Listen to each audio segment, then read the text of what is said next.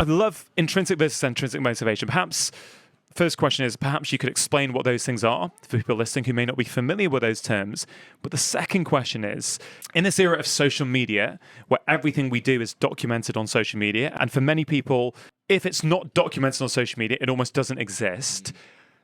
Are we in danger of doing things for extrinsic motivation rather than intrinsic motivation? Or is there even some benefit in that? Because even if that is going to stimulate you and inspire you to do something, it's better than nothing.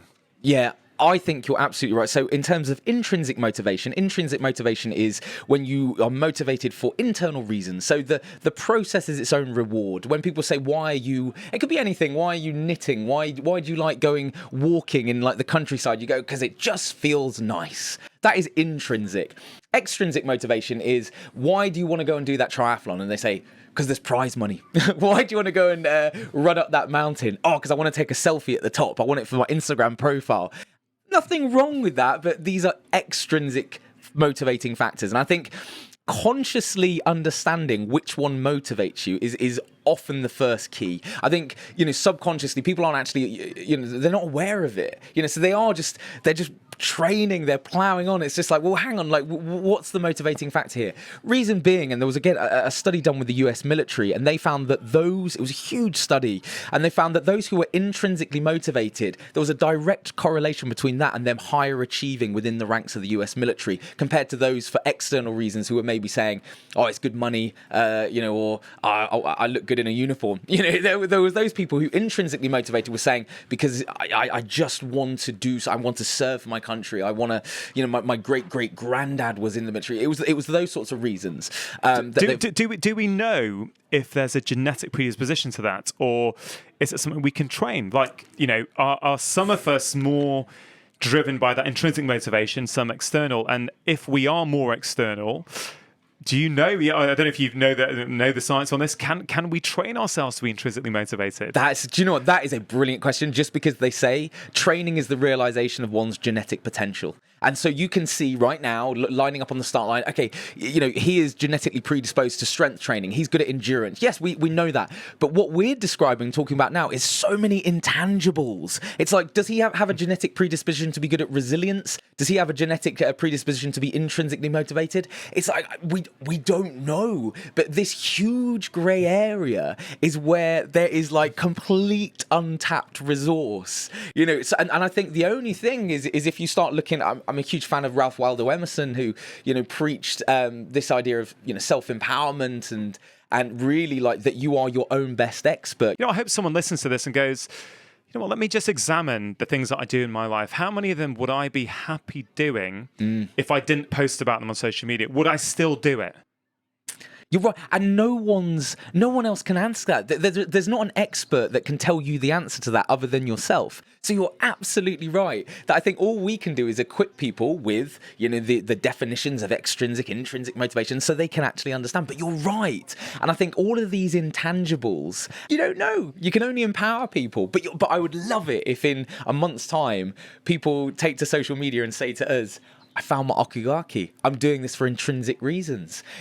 I'll be like, that's amazing. Guys, that is a challenge after this. You must, please think about that and do let Ross and I know on social media. We would love to. And we're not anti-social media. Both of us are active, right? And there's nothing wrong with posting about what you're doing. Nope. We're trying to just tap into, what is your motivation? Is that the only motivation, or is there something else? I love what you said there, actually, because certainly on the swim, people said to me, swimming for 157 days, 12 hours a day, how did you keep yourself motivated? And I think a lot of people just wanted that one line where I'd say, I did it for family and friends, or something like that. But the reality is you had to switch to have almost like a split personality, in that sometimes I'd be extrinsically motivated. When coming into the Kyla Lockhausch, it was amazing. We just set the record for the world's longest stage swim.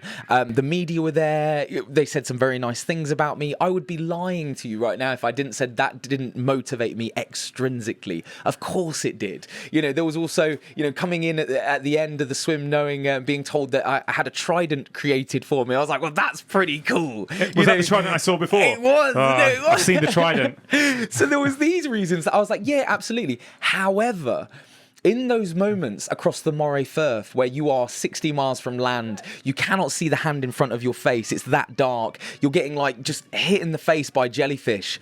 Extrinsic motivation probably isn't enough. Exactly the same as you today. That when you were there hyperventilating everything, extrinsic motivation, it probably wouldn't have been enough to see you all the way through. Someone couldn't have just constantly gone, oh, but you'll get a medal at the end. I'd be like, I don't care about the medal. I don't care about the medal. However, if I'd have said, oh, wrong, and just to let you know, there's no medal at the end, but your kids are watching, I guarantee you would have sprinted. So now knowing what pushes your buttons and what intrinsically motivates you is very powerful. And you just need to do that yourself as well. And I think knowing how to ask yourself, push your own buttons, what's motivating me today? But to just sort of sum up on that as well, because this might be something that a lot of people can relate to. But I think even body composition, body fat, training purely for aesthetics. So in this kind of social media driven, world that we now live in, there's a lot of people who will, train just for that selfie on the beach, and there's nothing wrong with that, but you've got to acknowledge that's purely extrinsic. So once that picture's been taken, what's left? Are you still motivated? Yeah. If you have things that are intrinsically motivating you, for me, for instance, I like to keep my body fat quite low just because I'm quite a chunky runner, and I don't want to be putting 4 to 5 times my own body weight through each foot with every successive jump and run. So I try and keep lean for that reason. But the reason I also do that as well is because I want to enjoy running. I like the intrinsic feeling of running, and I wouldn't enjoy that as much if I was holding a lot of weight. So my body composition is a byproduct of being intrinsically motivated to enjoy running.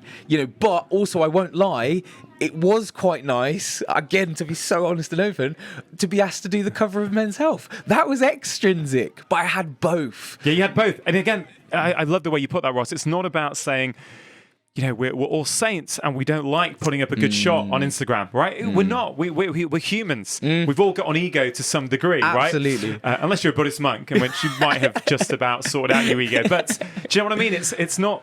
I don't think we're here to say, don't do that. That's fine, but just figure out what it is. Yeah.